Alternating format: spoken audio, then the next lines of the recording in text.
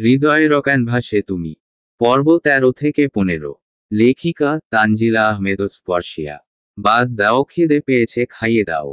আরু মুচকি হেসে বলল, আচ্ছা দিচ্ছি। অতঃপর আরু অর্ণবকে নিজ হাতে খাইয়ে দিল এবং নিজেও খেয়ে নিল একই সাথে। খাওয়া দাওয়া শেষ করে আরু অর্ণবকে বলল, আপনাকে আগামীকাল রিলিজ দিয়ে দিবে তাই না? হ্যাঁ ডাক্তার তো তাই বলল। আরু চুপ করে বসল। ভাবল অর্ণব চলে গেলে উনার দেখাশোনা কে করবে। তার উপর শাশুড়িও অসুস্থ, অর্ণবের দেখাশোনা করতে হিমশিম খাবেন তিনি। আরু ভাবল সে কি চলে যাবে অর্ণবদের বাসার? এমনিতেই তো তাদের বিয়ে হয়েছে। এখন অর্ণবের এই অবস্থায় সে গেলে হয়তো তেমন সমস্যা হবে। তবে হ্যাঁ, সমাজের কিছু সংখ্যক মানুষ আছে যারা পরের নিন্দা করতেই ব্যস্ত। করলে করুক, তার কি? সে তো নিজের স্বামীকে দেখাশোনা করতে হবে। আর এটা তারই দায়িত্ব। আরও এবার অর্ণবের দিকে চেয়ে বলল, আচ্ছা আপনাদের বাসায় আমি এখন গেলে কি খুব বেশি ক্ষতি হয়ে যাবে? অর্ণব অবাক হয়ে বলল, হঠাৎ এই প্রশ্ন কেন? আরু মন খারাপ করে বলল, আসলে আপনাকে রিলিজ দিলে বাসায় যাওয়ার পর আপনার দেখাশোনা কে করবে? আর আপনার আম্মু অসুস্থ, বয়স হয়েছে উনার। উনি পারবে না আপনাকে সামলাতে। তাই আমি ভাবলাম আপনাদের সাথে চলে যাব। আরে না, তোমার যাওয়া লাগবে না। তুমি যদি এইভাবে চলে যাও সমাজের মানুষ কি বলবে? আরও গাল ফুলিয়ে বলল, সমাজের কিছু সংখ্যক মানুষের কাজ অন্যের নিন্দা করা, অন্যের ভালো কাজে বাধা দেওয়া। তাই বলে কি আমি আপনাকে একা ছেড়ে দিব? পারবেন নিজের দেখাশোনা করতে? অর্ণব আর কিছু বলল না। আসলেই সে নিজের দেখাশোনা করতে পারবে না। অর্ণব বলল, আমি জানি না এসব। কি করবা সেটা তোমার ইচ্ছা। আরও এবার রাগী গলায় বলল, তার মানে আপনি চান না যে আমি আপনার সাথে থাকি? অর্ণব খানিকক্ষণ চুপ থেকে অত্যন্ত সফট কণ্ঠে বলল, আমি তো চাই তুমি সব সময় আমার কাছেই থাকো, আমার সাথে থাকো। সকাল 10টায় হসপিটাল থেকে বাড়ি ফিরেছে আরু। উদ্দেশ্যে তার বাবার সাথে কথা বলা। এই সময় ইয়াসিন হাসান বাসায় থাকেন। তাই আরু সকাল সকাল উঠে অর্ণব খাবার ও ওষুধ খাইয়ে দিয়ে চলে আসলো বাসায়। আজ বিকালে অর্ণবকে রিলিজ দেওয়া হবে। আরু দেখল ড্রয়িং রুমে বসে তার বাবা পত্রিকা পড়ছে। আরু গিয়ে বাবার পাশে বসল। তার কিছু কথা আছে উনার সাথে। তবে এখন কিভাবে বলবে ভেবে পাচ্ছে না। বারবার উড়োনার আঁচলে আঙ্গুল পেছাচ্ছে। আরুকে দেখে ইয়াসিন হাসান বুঝতে পারল যে আরু উনাকে কিছু বলতে চাই। তাই তিনি বললেন, কি বলবে? আরু ঘাবড়ে গিয়ে ওড়নায় আঙ্গুল পেছাতে পেছাতে বলল, আব্বু আমি আসলে তোমাকে কিছু বলতে চাই। বলো। আরু নিজের ঘাড় ম্যাসাজ করতে করতে বলল, আসলে বলবো, তবে আপনি ব্যাপারটা কিভাবে নিবেন বুঝতে পারছি না। এত দ্বিধা না করে বলো। আরু এবার চোখ বন্ধ করল। আরুর মনে অনেক কষ্ট। সে বাবার কাছে যা বলতে চায় তা বলে উঠতে পারছে না। শেষমেশ সে সাহস করে বলল, আব্বু, আমি অর্ণবকে নিয়ে চিন্তিত। তার যত্ন নিতে আমি চাই, কিন্তু।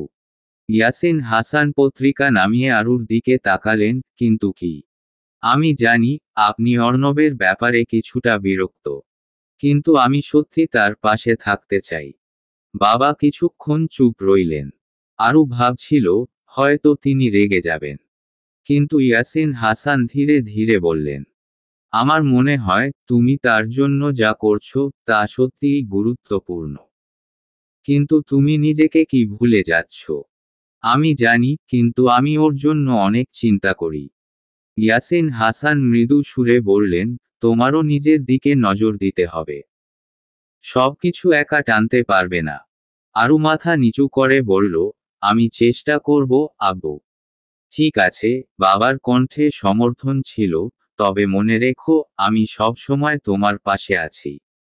এমন কথায় আরুর মনে একটু আশার আলো জ্বলল। আরু বাবার কথায় একটু স্বস্তি পেল। তার মনে হলো, হয়তো তিনি বুঝতে পারছেন যে সে কিভাবে অনুভব করছে। আব্বু, আরু আবার বলল, আমি জানি যে আমি একা সবকিছু সামলাতে পারবো না। কিন্তু অর্ণবের জন্য আমি কিছু করতে চাই। ইয়াসিন হাসান বললেন, তুমি যা করতে চাও তা করার জন্য তোমার আত্মবিশ্বাস থাকা জরুরি। তবে তুমি নিজেকেও গুরুত্ব দিও। আমি চেষ্টা করব, আরু দৃঢ় কণ্ঠে বলল। অর্ণবের জন্য সবকিছু করতে চাই, কিন্তু আমারও সময় দরকার। বাবা মাথা নেড়ে বললেন, ঠিক আছে। তুমি যদি একসঙ্গে পরিকল্পনা করো তাহলে সবকিছু সহজ হবে। এবার আরুর মনে একটি নতুন আশা জন্ম নিল। বাবা এবং অর্ণব দুজনেরই পাশে থাকতে পারবে, এটাই তার প্রেরণা। তারপর আরু বাবার সাথে কিছুক্ষণ আর কথাবার্তা বলল। তিনি বুঝতে পারছিলেন যে আরু অর্ণবের জন্য কতটা চিন্তিত। তুমি যদি অর্ণবের সাথে সময় কাটাও তবে তার মন ভালো হবে। কিন্তু মনে রেখো, নিজেকে অবহেলা করো না, ইয়াসিন হাসান বললেন। আরু শান্ত স্বরে বলল, আমি ঠিকই বুঝতে পারছি। আমি চেষ্টা করব যাতে দুজনের জন্যই ভালো হয়। বাবার কথায় আরুর মন কিছুটা শান্ত হলো। এরপর তিনি আরুর হাতে হাত রাখলেন, যে কোনো কিছু দরকার হলে আমাকে বলবে, আমি তোমার পাশে আছি। এতে আরু আশ্বস্ত হলো।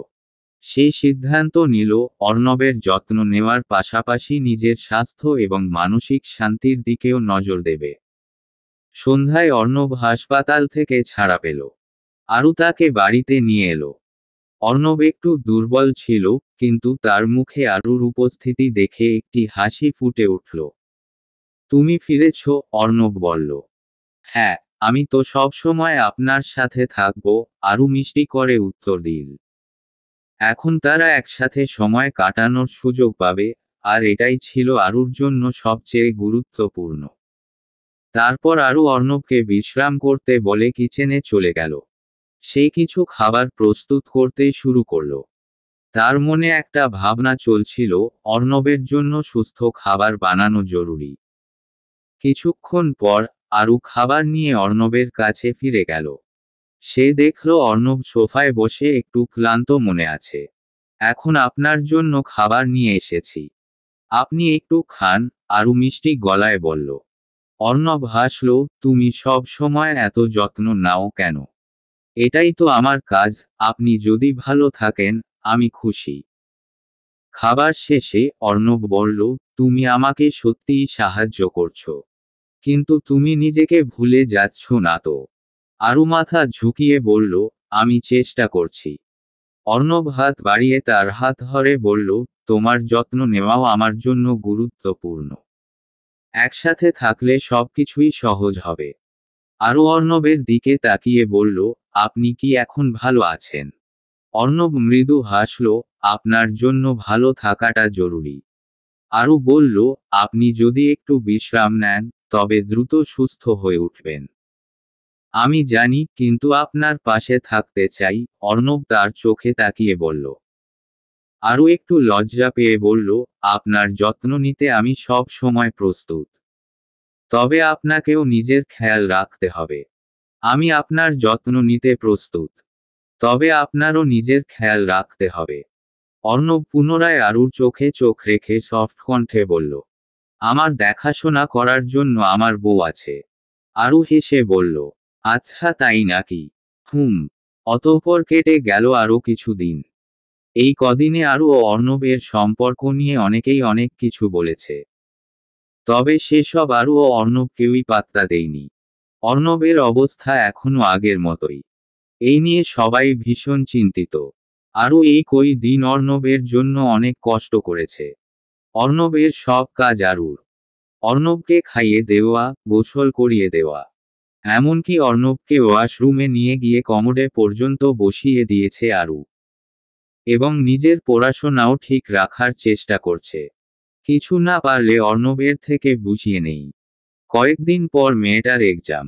সবকিছু সামলাতে হিমশিম খাচ্ছে মেয়েটা। তবে পিছু হটছে না। প্রতি রাতে তাহাজ্জুদে অর্ণবের জন্য দোয়া চাই। মাঝে মাঝে সেটা অর্ণব শুনে এবং মনে মনে আল্লাহর কাছে শুকরিয়া আদায় করে, যে তাকে এত ভালো জীবনসঙ্গী দেওয়ার জন্য। কয়জন পায় এমন মানুষ? এত অল্প বয়সে মেয়েটা অনেক কষ্ট করছে। এই মাত্র অর্ণবকে গোসল করিয়ে আনলো মেয়েটা।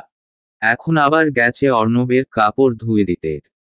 খানিক বাদে আরু কাপড় ধুয়ে ছাদে গিয়ে কাপড় মেলে দিয়ে এসে অর্ণবের পাশে বসে কয়েকটি দীর্ঘশ্বাস ছেড়ে নিল মেয়েটি। অনেক ক্লান্ত লাগছে তার। অর্ণব মেয়েটার দিকে চায়, হাত বাড়িয়ে নিজের কাছে এনে আলতো করে জড়িয়ে ধরে। মেয়েটাও কম কিসে, সেও আঁকড়ে ধরে প্রিয় মানুষটাকে। অর্ণব মেয়েটার চুলের ভাঁজে চুমু খেয়ে বলে, খুব ক্লান্ত লাগছে তাই না? মেয়েটা তখন কিছু বলে না, চুপ করে রইল। মিনিট 10 পর স্বামীর বুক থেকে মাথা তুলে হাসি মুখে বলে, এখন ক্লান্তি শেষ? আচ্ছা তাই নাকি? বলেই নিজের শক্তপোক্ত হাতের বন্ধনে আবদ্ধ করে রাখে মেয়েটাকে। মেয়েটাও চুপ করে রই, কারণ এইখানে মাথা রাখলে শান্তি লাগে তার। সকল ক্লান্তি তখন দূর হয়ে যায়। একটু পর আরও অর্ণবের বুক থেকে মাথা তুলে বলল, হয়েছে, ছাড়ুন এবার। ছাড়তে ইচ্ছে করে না বউ।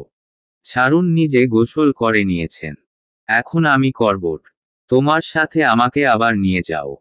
আরও লজ্জা পেয়ে বলল, মাথা ঠিক আছে আপনার, নাকি অ্যাক্সিডেন্টে মাথা নষ্ট হয়ে গিয়েছে? অর্ণব ঠোঁট কামড়ে আরুর মুখে ফু দিয়ে বলল, নষ্ট হয়নি, ঠিকই আছে। যাই হোক, একদিন না একদিন আমার সাথেই গোসল করা লাগবে তোমার। মুহূর্তেই আরু ধাক্কা মেরে সরিয়ে দিয়ে কাপড় চোপড় নিয়ে ওয়াশরুমে চলে গেল। বিকেলে আরু বসে বই পড়ছিল, পাশে অর্ণব আছে। ঠিক তখনই ফিহা আরু আরু করে ডাকল। অর্ণব বলল, ষাঁড়ের মতো চিল্লাচিল্লি করছিস কেন? রুমে আয়। অনুমতি পেয়ে ফিহা রুমে ঢুকল। আরুকে পড়তে বসতে দেখে অবাক হয়ে বলল, দোস্ত তুই পড়তে বসেছিল? আরু বিরক্ত হয়ে বলল, দেখতেই তো পাচ্ছিস। জান, তুমি তো তাহলে তলে তলে সিলেবাস শেষ করে ফেলছো। আরু ভেংচি কেটে বলল, নাটক কম করো প্রিয়, তোমার অনেক আগেই সিলেবাস শেষ আমি জানি। এবার শুধু আমিই বাকি আছি। শেষের কথাটা মন খারাপ করেই বলল আরু। ফিহা বুঝতে পারল এত ঝামেলার মধ্যে পড়াশোনা করাটাও অনেক কষ্টের। ফিহা কিছু বলতে যাবে তার আগেই আরু বলল, দোস্ত তুই বস, আমি তোর জন্য কফি করে আনছি। দরকার নেই দোস্ত। আরু ফিহার কথা পাত্তা না দিয়ে উঠে দাঁড়ালো। ফিহা এক পলক আরুকে দেখল। আগের থেকে অনেক শুকিয়ে গিয়েছে মেয়েটা। আগে গুলুমুলু কিউট ছিল, যদিও এখন শুকিয়ে গিয়েছে, তবে কিউট এখনো আছে। তার উপর কিন্তু মেয়েটার গায়ের রং ফর্সা হয়েছে একটু। আরু কফি বানানোর জন্য নিচে চলে গেল। আরু যেতেই ফিহা অর্ণবের পাশে বসে বলল, স্টুডেন্টকে বিয়ে করার পর খুব তো আমার দোষ দিয়েছিলে, এখন বলো আমার চয়েস কেমন? অর্ণব হেসে ফিহার দিকে তাকিয়ে বলল, অতুলনীয়। আচ্ছা তাই। বউ হিসেবে আমার বেস্ট ফ্রেন্ড কেমন? বউ হিসেবে ও অনেক ব্যস্ত। আমি ওকে পেয়ে অনেক লাকি মনে করি নিজেকে। ফিহা মাথা তুলে ভাইয়ের চোখে চোখ রেখে বলল, ভালোবাসো তো ওকে নিজের চেয়েও বেশি। ভাইয়া, তুমি ওকে কখনোই অবহেলা করো না। মেয়েটা তোমাকে অনেক ভালোবাসে। তোমার যখন অ্যাক্সিডেন্ট হলো তখন কি যে পাগলামি করেছে মেয়েটা, সেদিনই বুঝেছি মেয়েটা তোমাকে অনেক ভালোবাসে। আর এখন দেখো, ও তোমার জন্য যত কিছু করছে, অথচ বিয়ের আগে ওর মা ওকে খাইয়ে দিত। আজ সেই মেয়ে তোমাকে গোসল করাচ্ছে, তোমাকে খাইয়ে দিচ্ছে, তোমার কাপড় চোপড় ধুয়ে দিচ্ছে। বলো, ভালো না বাসলে কি ও এসব করতো? অর্ণব হেসে বলল, আমি জানি রে পাগলি, ও আমাকে অনেক ভালোবাসে। অনেক ভালো কপাল রে আমার, না হয় এমন বউ কয় জনে পায়। ফিহা ঠোঁট ফুলিয়ে বলল, তোমার জন্য আমার গুলুমুলু বান্ধবীটা শুকিয়ে গিয়েছে। সমস্যা নেই, আবার গুলুমুলু বানিয়ে নিব। অর্ণবের কথা শেষ হতেই আরু কফি আর কিছু স্ন্যাক্স নিয়ে রুমে আসলো। তারা তিনজন খেতে খেতে আড্ডা দিল। আড্ডা দেওয়ার পর ফিহা চলে গেলে অর্ণব বলল, আরশি, আমার জন্য এক প্লেট ফ্রুটস এনে দাও তো, কষ্ট করে। আরও আর সময় ব্যয় না করে ঝটপট চলে গেল স্বামীর আদেশ পালন করতে।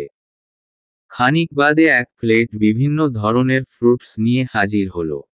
ফ্রুটসগুলো এনে অর্ণবের হাত দিতেই অর্ণব ইশারায় আরুকে পাশে বসতে বলল। আরু পাশে বসতেই অর্ণব আরুর হাতে প্লেটটা ধরিয়ে দিয়ে বলল, এই নাও, এগুলো শেষ করো। আরু অবাক হয়ে বলল, এতগুলো খাবার আমি কিভাবে খাবো? আর এইগুলো তো আপনার জন্য। না, এইসব তোমার জন্য ছিল। আমার জন্য মানে? আমি কি এসব খাবো বলছি নাকি? আর এত খাবার আমি খেতে পারবো না। তোমাকে খেতে হবে। কেন খাবো? তোমার বেস্ট ফ্রেন্ড আমার কাছে অভিযোগ করে গিয়েছে যে তার বেস্ট ফ্রেন্ড নাকি আগে গুলুমুলু কিউট ছিল, এখন নাকি আমি তাকে শুকিয়ে ফেলেছি। আপনি ওই আবালের কথা ধরে আমার উপর অত্যাচার করছেন। কথাটা বলেই নিজের হাত দিয়ে মুখ চেপে ধরল আরু। অর্ণবের সামনে বেফাঁস কথা বলে ফেলেছে সে। আরু উঠে পালাতে চাইলে অর্ণব আরুর হাত ধরে আটকে দিল। এবার অর্ণব দুষ্টু হেসে বলল, প্রথমত তুমি খাবার খাচ্ছ না, দ্বিতীয়ত তুমি গালি দিয়েছ ফিহাকে। এবার তোমার শাস্তি দিতে হবে। আরু ভয়ে কাঁপা কাঁপা গলায় বলল, কি শান্তি? অর্ণব ঠোঁট কামড়ে হেসে বলল, এই ধরো রোমান্টিক অত্যাচার। আরু লজ্জা পেল। এতদিনে অর্ণব কখনোই এই ধরনের কথা বলেনি তাকে। না, তাদের মধ্যে জড়িয়ে ধরার চেয়ে বেশি কিছু হয়েছে।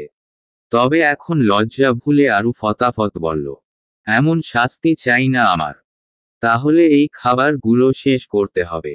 আরু ঠোঁট ফুলিয়ে বলল, এত খাবার খেতে পারবো না তো ডিয়ার জামাই।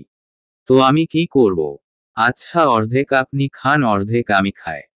প্রয়োজনে আমি খাইয়ে দিব আপনাকে। আরু খাইয়ে দিবে কথাটা শুনে রাজি হয়ে গেল অর্ণব।